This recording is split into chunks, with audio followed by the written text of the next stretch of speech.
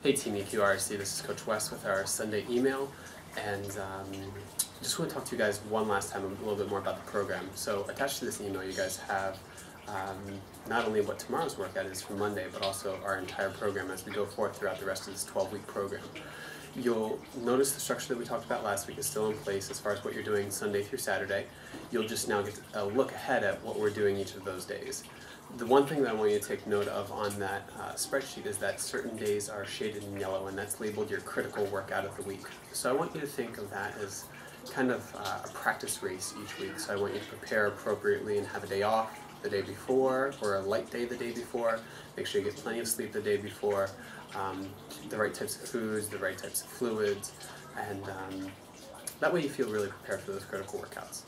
Now that brings me to this Sunday's email and our focus for this week as far as what our topic is going to be in this email. We've been running everything for the most part on our weekend runs has been under 60 minutes. This coming week when we run 7 miles, it's going to take us over that 1 hour time threshold, so we really need to be more concerned with getting appropriate hydration as we are running. With that being said, I'm going to ask you guys to start carrying fluids with you while you're running. Now I've got a couple different types of carrying apparatus in order to carry your fluids with you, and I'm going to show those to you right now. The one that I've used in the past is just more of like a standard low back type of a pack, just fits straight around your waist, usually has room for one bottle. I like these, they sit pretty tight to the low back, and they're convenient and pretty easy to get off and on, and then they have a little pouch that you can store whether it's extra electrolytes, keys, cell phones, whatever it is inside as well. So that's one option. What my wife uses, and I found these to be pretty comfortable as well, is the same type of theory where it fits low and tight around your waist with a Velcro strap. It is a couple smaller water bottles. Just as vital to take the fluids in, just as useful to take the fluids in, just come with a couple smaller water bottles, so that's an option too.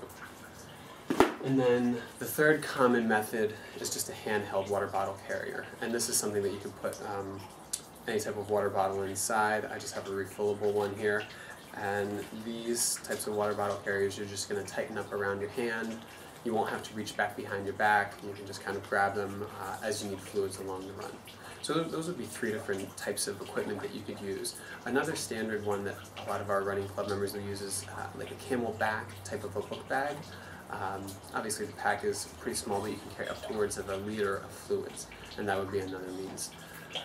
Regardless, we want you to start carrying fluids with you, especially on the runs where you're not going to have the opportunity to grab fluids along the way.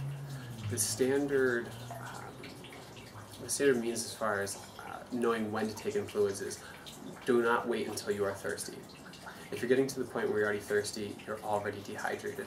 And once you're dehydrated, performance is already going to slip. So you want to stay ahead of that thirst mechanism. So what we're going to ask is that every 15 minutes or so, you guys are taking at least a couple sips of water. We'll try and gear in throughout some of our longer runs actual stops where you can take in the water more commonly or more regularly, but just make sure that as you're running, you're taking in fluids before you even feel thirsty. Now that brings us to like what types of fluids you take in. You can take in just regular water, you can take in something with an electrolyte mix. If you're going to use an electrolyte mix, Gatorade obviously makes a good brand. Gatorade also makes Gatorade Endurance. Goo makes a brand called Goo Brew.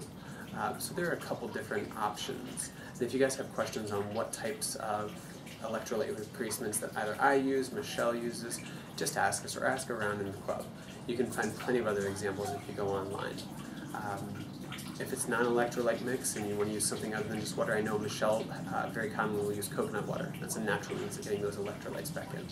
So just make sure you're taking in some type of fluids about every 15 minutes or so as we go on. That type of electrolyte replacement and fluid replacement will stave off any type of muscle cramps you might be getting, whether it's in the quad, the calves, the hamstrings. If you're getting any type of cramping that's not in a muscle belly, a lot of times it'll be up underneath the rib cage. We call that a diaphragmatic cramp, and that diaphragm muscle is regulated to how easily and regularly you're breathing. So if you're getting that type of cramp that's up underneath the rib cage, what I would do is just bring the speed down slower, come back in control of your breathing, and then start to progress your speed back up as long as you're not getting that diaphragmatic cramp. So those are two different types of cramps. Again, fluids will definitely take care of the more regular muscle cramps, and we'll be needing you guys to carry those from here on out. If you have any questions, of course, email us. The workout tomorrow, which is Monday, it will be a tempo workout again. You're going to do just a flat terrain, whether it's outdoors, preferably outdoors, or indoors. And it's going to be a 15-minute section of tempo, then a 10-minute section, and then a 5-minute section of tempo. And you're going to try and split those up with only 1 to 2 or so minutes of recovery in between. I'm okay that you feel like you come back to full recovery, but we're going to use this much as we did last week with the time 5K, just trying to figure out what that tempo speed is and what it is appropriately for you individually. So again, it's a 15-minute section, a 10-minute section, and a 5-minute section, all with about 1 minute to 2 minutes of recovery in between. As always, if you have any questions, hopefully they might be detailed in the email that this video is attached to, but you can always reach out to Michelle and myself. See you guys soon.